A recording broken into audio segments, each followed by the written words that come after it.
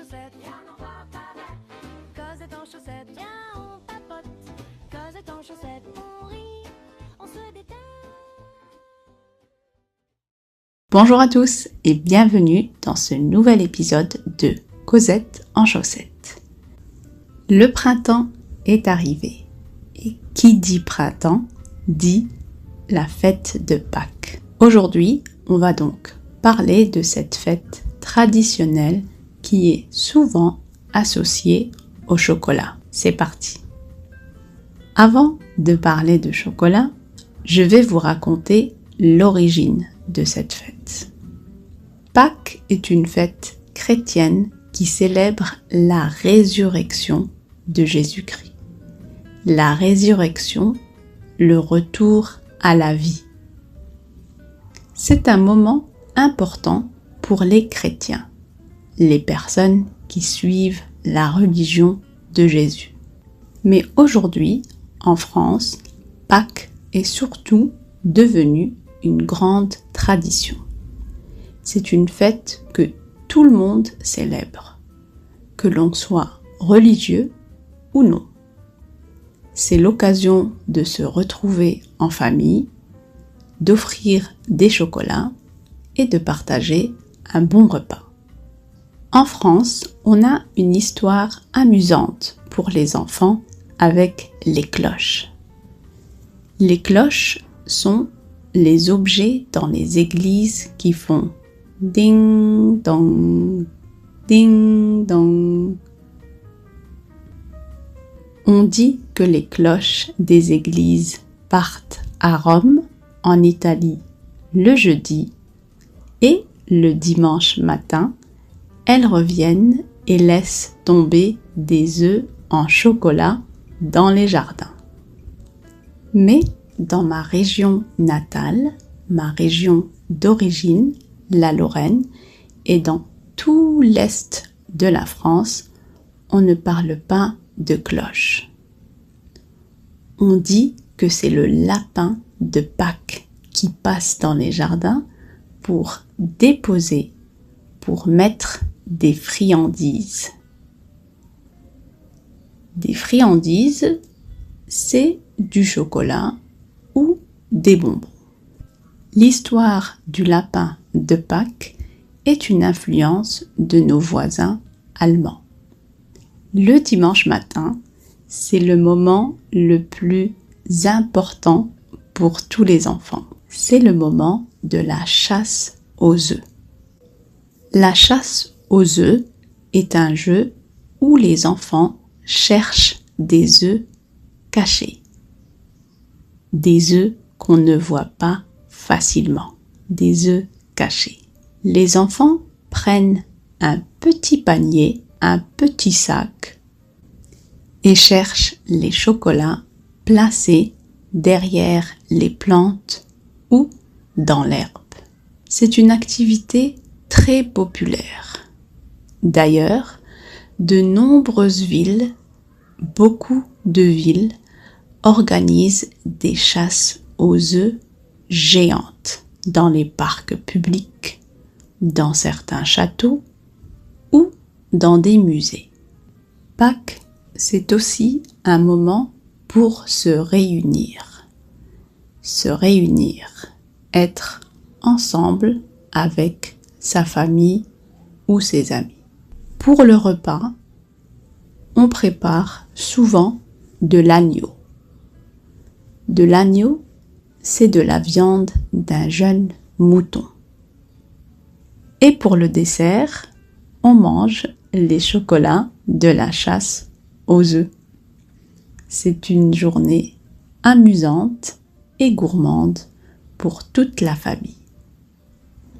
Pour finir, si vous voulez souhaiter cette fête à vos amis français ou francophones, on dit Joyeuse Pâques. Joyeuse Pâques. Et chez vous, est-ce qu'on célèbre Pâques ou est-ce qu'il y a une fête spéciale pour manger du chocolat? Voilà pour aujourd'hui. Vous pouvez trouver la transcription et le vocabulaire sur frenchstation.com.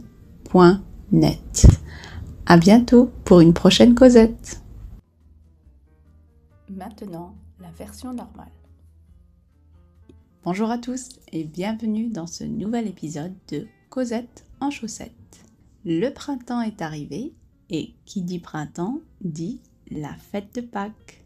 Aujourd'hui, on va donc parler de cette fête traditionnelle qui est souvent associée au chocolat. C'est parti! Avant de parler de chocolat, je vais vous raconter l'origine de cette fête. Pâques est une fête chrétienne qui célèbre la résurrection de Jésus-Christ. La résurrection, le retour à la vie de Jésus. C'est un moment important pour les chrétiens, les personnes qui suivent la religion de Jésus. Mais aujourd'hui, en France, Pâques est surtout devenue une grande tradition. C'est une fête que tout le monde célèbre, que l'on soit religieux ou non. C'est l'occasion de se retrouver en famille, d'offrir des chocolats et de partager un bon repas. En France, on a une histoire amusante pour les enfants avec les cloches. Les cloches sont les objets dans les églises qui font ding dong, ding dong. On dit que les cloches des églises partent à Rome, en Italie le jeudi, et le dimanche matin, elles reviennent et laissent tomber des œufs en chocolat dans les jardins.